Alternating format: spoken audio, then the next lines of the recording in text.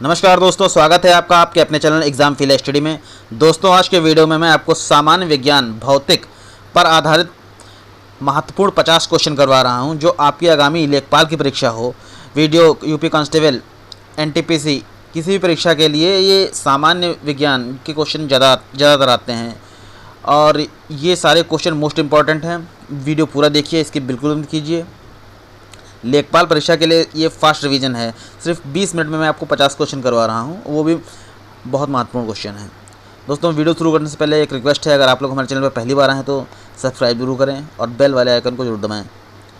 और वीडियो अगर अच्छा लगा हो तो लाइक जरूर कीजिएगा। चलिए शुरू करते हैं आज का वीडियो। तो क्वेश्चन है, प्रतिबल की एसआई इकाई क्या है? ऑप्शन ए है joule, option B pascal, option C volt या ऑप्शन डी वाट। दोस्तों, प्रतिबल की एसआई इकाई पास्कल है। ऑप्शन भी बिल्कुल सही है। चलिए दोस्तों, नेक्स्ट में चलते हैं। आयतन की एसआई इकाई क्या है? सही ऑप्शन घन मीटर। चलिए दोस्तों, नेक्स्ट में चलते हैं। ऊर्जा की एसआई इकाई क्या है? दोस्तों, सही ऑप्शन है जूल। ऑप्शन भी बिल्कुल सही है। लोअर एग्जाम में पूछा गया क्वेश्चन है। समय की एसआई इकाई क्या है? दोस्तों, समय की एसआई इकाई पूछा है। ऑप्शन ए है घंटा, ऑप्शन बी है सेकंड, ऑप्शन सी मिनट या ऑप्शन डी मिली सेकंड। दोस्तों, सेकंड इसकी समय की एसआई इकाई सेकंड है। ऑप्शन बी बिल्कुल सही है। चलिए दोस्तों, नेक्स्ट में देखते हैं। चुंबकीय प्रेरण की एसआई इकाई क्या है? दोस्तों, चुंबकीय प्रेरण की एसआई इकाई टेस्ला है। ऑप्शन बी बिल्कुल सही है। किसी संगीत यंत्र की ध्वनि तीव्रता में मापी जाती है।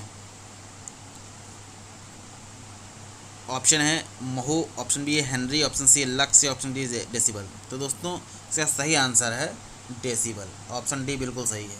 चलिए दोस्तों, नेक्स्ट क्वेश्चन चलते हैं। आवृत्ति मापने की इकाई का नाम क्या है? दोस्तों, आवृत्ति मापने की इकाई का नाम है हर्ट्ज। ऑप्शन सी बिल्कुल सही। चलिए दोस्तों, नेक्स्ट क्वेश्चन चलते हैं। पराध्वनित्व गति का महामापन किस इकाई से होता है? ऑप्शन ए है Mach, option B knot, option C है रिएक्टर, ऑप्शन डी हर्ट्ज। तो दोस्तों, पराध्वनित्व गति का मापांकन मैक से होता है। ऑप्शन ए बिल्कुल सही है। चलिए दोस्तों, नेक्स्ट में चलते हैं। न्यूटन किसकी इकाई है? दोस्तों, न्यूटन जो है बल की इकाई है। राजस्व परीक्षा में आ चुका है, राजस्व निरीक्षक की परीक्षा में पूछा जा चुका है। सुनते हैं। बार किसकी इकाई है? 4 ऑप्शन दिए हैं। सही ऑप्शन है ऑप्शन डी वायुमंडलीय दाब की। दोस्तों, राजस्व निरीक्षक में क्वेश्चन आ चुका है, इंपॉर्टेंट क्वेश्चन है। कार्य तथा ऊर्जा की इकाई क्या है? दोस्तों, कार्य तथा ऊर्जा की इकाई जूल है। ऑप्शन ए बिल्कुल सही है। डैश डैश गतिशील श्यानता की एसआई इकाई क्या है? दोस्तों, श्यानता की एसआई इकाई पूछा है। दोस्तों, श्यानता की एसआई इकाई है पास्कल सेकेंड। ऑप्शन बी बिल्कुल सही है। चलिए दोस्तों, नेक्स्ट में चलते हैं। दोस्तों, एक रिक्वेस्ट है, अगर आप हमारे चैनल पर पहली बार आए तो सब्सक्राइब जरूर करें और बेल वाले आइकन को जरूर दबाएं।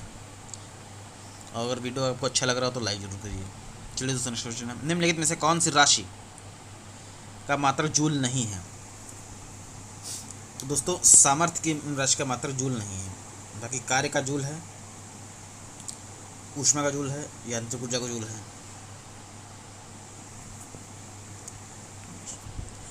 निम्नलिखित में से शक्ति का मात्रक कौन सा है? दोस्तों, शक्ति का मात्रक पूछा है, इंपॉर्टेंट क्वेश्चन है। ऑप्शन ए है जूल, ऑप्शन बी है जूल प्रति सेकंड, ऑप्शन सी है जूल डैश सेकंड या ऑप्शन डी किलोवाट घंटा। दोस्तों, शक्ति का पूछा है और शक्ति का मात्रक जूल प्रति सेकंड। ऑप्शन बी बिल्कुल सही है। 1 वाट बराबर 1 जूल प्रति सेकंड होता है। चलिए दोस्तों, नेक्स्ट में चलते हैं। जड़त्व आघूर्ण का मात्रक क्या है? दोस्तों, जड़त्व आघूर्ण का नियम सर्वप्रथम गैलीलियो ने दिया था, बाद में न्यूटन ने इसका विस्तृत वर्णन किया है, जिसके अनुसार जड़त्व आघूर्ण पिंड के समस्त द्रव्यमान तथा धुरी के वर्ग के व्युत्क्रमानुपाती होता है। मात्रक किसका है दोस्तों? किलोग्राम मीटर स्क्वायर, जो इसमें दिया नहीं है। Kilogram metre square. चलिए दोस्तों नेक्स्ट क्वेश्चन चलते हैं। पास्कल इकाई है दोस्तों, पास्कल इकाई दाब की है। ऑप्शन बी बिल्कुल सही है। बिजली के करंट का एसआई यूनिट क्या है दोस्तों? बिजली के करंट का एसआई यूनिट एम्पियर है। ऑप्शन डी बिल्कुल सही यहाँ पे व्यायाम परीक्षा में पूछा जा चुका है।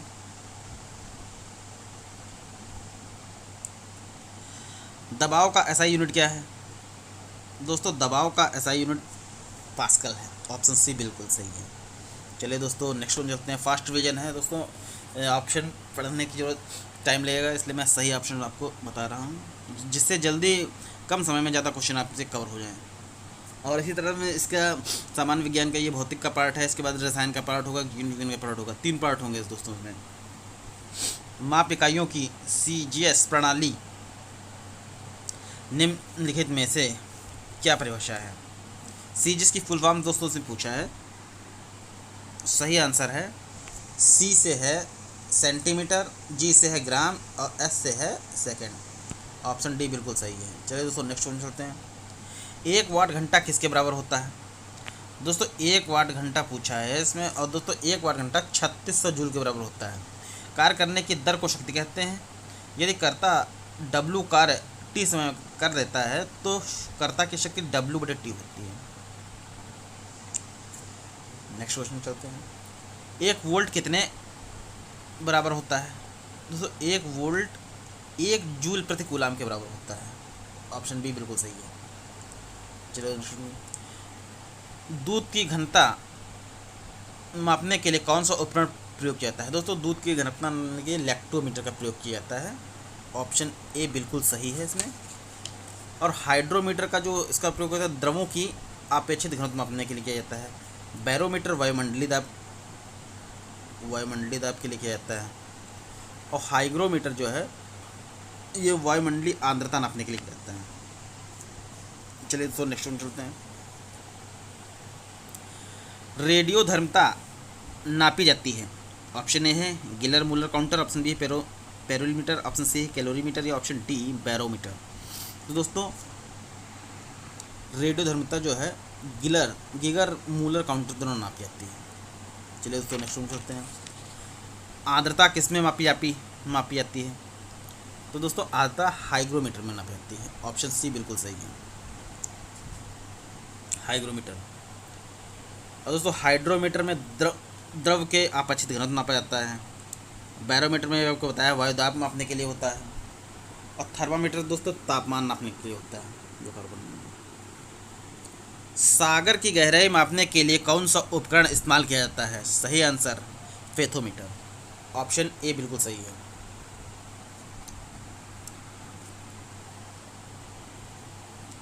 टर्मिनल डाल्पर वेदर रडार किस लिए प्रयोग किया जाता है तो दोस्तों टर्मिनल डाल्पर वेदर रडार जो है मौसम जब ख़राब मौसम होता है तो हवाई जहाज़ को उतारने के लिए इसका इस्तेमाल किया जाता है। ऑप्शन बी बिल्कुल सही है। चलिए तो नेक्स्ट वन चलते हैं। निम्नलिखित में से किस यंत्र का उपयोग आवेशित या विकसित ऊष्मा को मापने के लिए किया जाता है दोस्तों? ऊष्मा को मापने के लिए जो है कैलोरी का उपयोग होता है, कैलोरीमीटर। ऑप्शन सी बिल्कुल सही यहाँ पे है। चलिए दोस्तों नेक्स्ट वन चलते हैं। निम्नलिखित में से कौन सी भौतिक राशि अन्य से भिन्न है? ऑप्शन है कार्य, ऑप्शन बी है गतिज ऊर्जा, ऑप्शन डी है स्थितिज ऊर्जा, ऑप्शन सी है बल। तो दोस्तों इसमें भौतिक राशि जो है ये बल, ये बाकी दिनों से भिन्न है क्योंकि ये सब अदिश राशि हैं, आदेश, जबकि बल है सदिश राशि। चलिए दोस्तों नेक्स्ट वन करते हैं। ढालू सड़क पर पत्थर लुढ़काना ऊर्ध्वाधर ऊपर की ओर उठने से अधिक आसान होता है क्योंकि पत्थर को लुढ़काने में किया गया कार्य इसे उठाने की अपेक्षा कम होता है। दोनों में किया गया कार्य समान होता है किंतु लुढ़कने में कार्य करने की दर कम हो जाती है। ऑप्शन सी है पत्थर को लुढ़कने के लिए किया गया कार्य उठाने की अपेक्षा अधिक सरल होता है, या ऑप्शन डी पत्थर को उठाने में किया गया कार्य के इसे लुढ़काने में समान होता है। दोस्तों ये तो बिल्कुल गलत है चौथा ऑप्शन। राजस्व लेखपाल में आ चुका है। सही आंसर है, पत्थर को लुढ़काने में किया गया कार्य जो है उठाने की अपेक्षा कम होता है। ऑप्शन है बिल्कुल सही है। चलिए तो नेक्स्ट क्वेश्चन चलते हैं। वह कौन सी भौतिक मात्रा है जिसका आयाम ml² T⁻⁻2 होता है? दोस्तों ml² T⁻⁻2 का होता है कार्य की विमा है ml² T⁻⁻2। चलिए तो नेक्स्ट क्वेश्चन चलते हैं।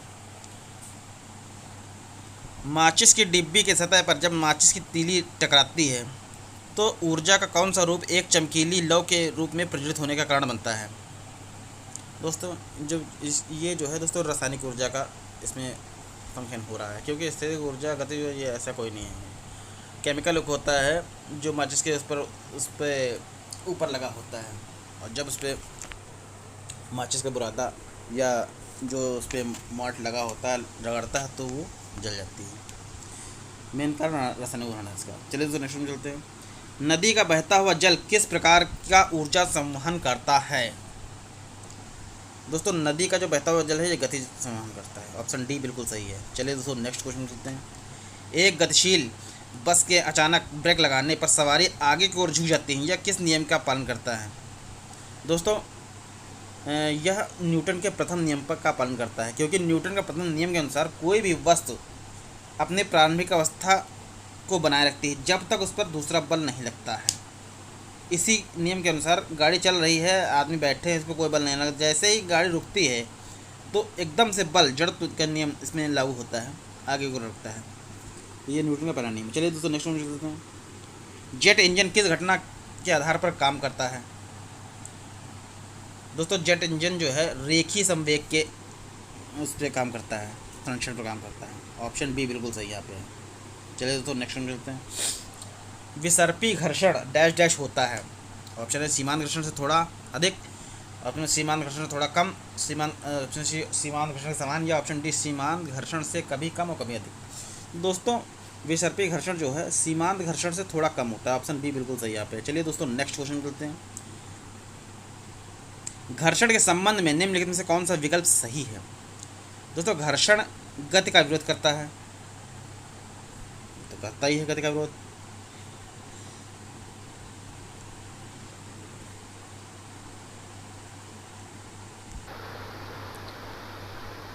घर्षण टूट फूट का कारण नहीं होता है, ये दोस्तों नहीं है इस पर। घर्षण से ऊर्जा नष्ट नहीं होती है बिल्कुल। घर्षण से ऊष्मा का उत्पादन नहीं होता, ये भी गलत है। दोस्तों सही आंसर है ऑप्शन ए। चलिए दोस्तों नेक्स्ट मिलते हैं। एक साधारण लोलक की समय सीमा पर निर्भर करती है। ऑप्शन ए है लोलक की लंबाई, ऑप्शन बी है लोलक बल्ब का द्रव्यमान, ऑप्शन सी है लोलक के तंतु का तनाव, या ऑप्शन डी लोलक में सामग्री का घनत्व। दोस्तों जो लोलक की समय सीमा है ये लंबाई पर निर्भर करती है। ऑप्शन ए बिल्कुल सही है। चलिए दोस्तों नेक्स्ट क्वेश्चन मिलते हैं। गति जो कुछ समय के बाद खुद को दोहराती है डैश डैश क्या कहलाती है? जो खुद को दोहराती है इसको आवधिक कहते हैं। ऑप्शन बी सही है बिल्कुल। चलिए दोस्तों नेक्स्ट में चलते हैं। स्थिर गति की दौड़ रही एक रेलगाड़ी में बैठा यात्री लंबवत ऊपर की दिशा में गेंद फेंकता है और वह गेंद कहाँ गिरेगी? ऑप्शन ए यात्री के हाथों में, ऑप्शन बी यात्री के सामने, ऑप्शन सी यात्री के पीछे, या ऑप्शन डी रेलगाड़ी की गति की निर्भर। दोस्तों अगर वो बंदा रेलगाड़ी के अंदर बैठा है और ऊपर उठाएगा तो साथ ही उसके जो है गेंद बढ़ेगी, यात्री के हाथों में ही गिरेगी। Next question. जी का मान न्यूनतम होता है। ऑप्शन ए है विषुवत रेखा पर, ऑप्शन बी है उत्तरी ध्रुव पर, ऑप्शन सी है दक्षिण ध्रुव पर, या ऑप्शन डी कोई नहीं। तो दोस्तों जी का मान जो न्यूनतम होता है वो विषुवत रेखा पे होता है। ऑप्शन ए बिल्कुल सही है यहाँ पे।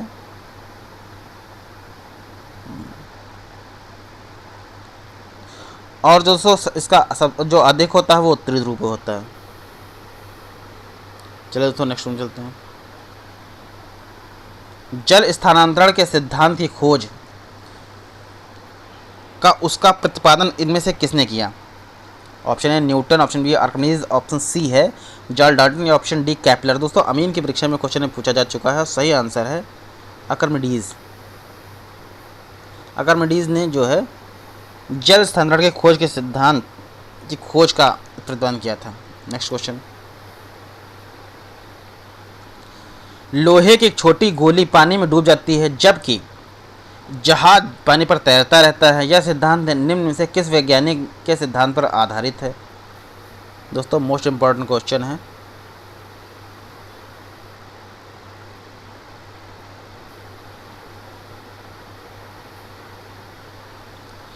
ऑप्शन ए है अल्बर्ट आइंस्टीन, ऑप्शन बी है ब्लेज पास्कल, ऑप्शन सी है न्यूटन या ऑप्शन डी आर्किमिडीज। दोस्तों ग्राम पंचायत अधिकारी में क्वेश्चन पूछा जा चुका है।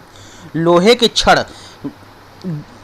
की एक छोटी गोली पानी में डूब जाती है जबकि एक जहाज पानी में तैरता है, या आर्किमिडीज के प्लवन के सिद्धांत पर आधारित है। लोहे की गोली का भार उसके द्वारा हटाए गए जल के भार से अधिक होता है जिससे वह जल में डूब जाती है, जबकि जहाज का ढांचा इस प्रकार बनाया जाता है कि उसके द्वारा हटाया गया जल का भार जहाज तथा उस पर लदे सामान के भार से अधिक हो जाता है, जिसके कारण वो पानी में तैरता है। मतलब कहने का मतलब ये है, जो पानी जितना ज़्यादा आयतन जिसका जितना ज़्यादा बड़ा होगा वो उतना ही कम डूबेगा। ऑप्शन डी बिल्कुल सही है। चलिए दोस्तों नेक्स्ट क्वेश्चन चलते हैं। निम्नलिखित में से किस उद्देश्य के लिए पराश्रव्य तरंगे का प्रयोग नहीं किया जाता है? ऑप्शन है चमगादड़ द्वारा अपने शिकार का पता लगाने के लिए, ऑप्शन बी है जलपोत द्वारा समुद्र की तह की गहराई करने के लिए, ऑप्शन सी मानव शरीर के आंतरिक अंगों के दोषों का निदान करने के लिए, या ऑप्शन डी आकाशीय क्षेत्र में वायुयान का पता लगाने के लिए। तो दोस्तों इसमें जो है जो अल्ट्रासाउंड वेव है इसका प्रयोग किया जाता है, जल गहराई के लिए प्रयोग किया जाता है, मानव शरीर के एक्सरे के लिए किया जाता है, और आकाशीय जो वायुयान पता लगाने के लिए इसका प्रयोग नहीं किया जाता है। चलिए दोस्तों नेक्स्ट देखते हैं। ध्वनि निम्नलिखित में से किस माध्यम में यात्रा कर सकती है? ऑप्शन ए है गैस, ऑप्शन बी है निर्वात, ऑप्शन सी है द्रव, या ऑप्शन डी धातु। तो दोस्तों वायु में ध्वनि को अनुदैर्ध्य तरंग के रूप में जाना जाता है, और तरंग एक विक्षोभ है जो कंपन वस्तु द्वारा उत्पन्न होता है। ध्वनि तरंगे अनुदैर्ध्य तरंगे होती हैं, यह संपीड़न और विरल से बनती हैं। ध्वनि तरंगों का संचरण के लिए माध्यम की आवश्यकता होती है, यही कारण है कि ध्वनि तरंगों को यांत्रिक तरंगे भी कहते हैं। निर्वात में ध्वनि संचारित नहीं होती है क्योंकि ध्वनि को संचारित होने के लिए किसी न किसी माध्यम की आवश्यकता होती है। यहाँ ऑप्शन बी बिल्कुल सही है, निर्वात। चलिए दोस्तों नेक्स्ट मिलते हैं। निम्नलिखित प्रकार के किस विद्युत चुंबकीय विकिरण में सबसे लंबे तरंग दैर्ध्य होते हैं? सही ऑप्शन है ऑप्शन सी जो है रेडियो तरंगें।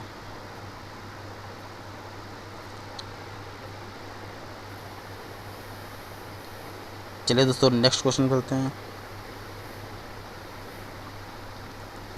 निम्नलिखित में से कौन सा पदार्थ एक धात्विक पदार्थ है? ऑप्शन ए है लकड़ी, ऑप्शन बी है पानी, ऑप्शन सी है रबड़, या ऑप्शन डी लोहा। तो धात्विक पदार्थ जो पूछा है तो धात्विक पदार्थ में लोहा है, ऑप्शन डी बिल्कुल सही है। तो दोस्तों ये 50 महत्वपूर्ण क्वेश्चन थे जो आपकी आगामी लेखपाल की परीक्षा के लिए मोस्ट इम्पॉर्टेंट है। वीडियो की परीक्षा भी होगी उसके लिए भी इम्पॉर्टेंट है, और यूपी कांस्टेबल की परीक्षा जो इसकी डेट आने वाली है उसके लिए भी मोस्ट इम्पॉर्टेंट क्वेश्चन है। वीडियो कैसा लगा दोस्तों कमेंट करके ज़रूर बताइए। अच्छा लगा हो तो लाइक कीजिए। अगर आप लोग हमारे चैनल पर पहली बार आए हैं तो सब्सक्राइब जरूर कीजिए, और बेल वाले आइकन को जरूर दबाइए, जिससे मैं कोई नया वीडियो अपलोड करूँ तो नोटिफिकेशन आपके पास तुरंत पहुँचे। चलते मिलते हैं नेक्स्ट वीडियो में।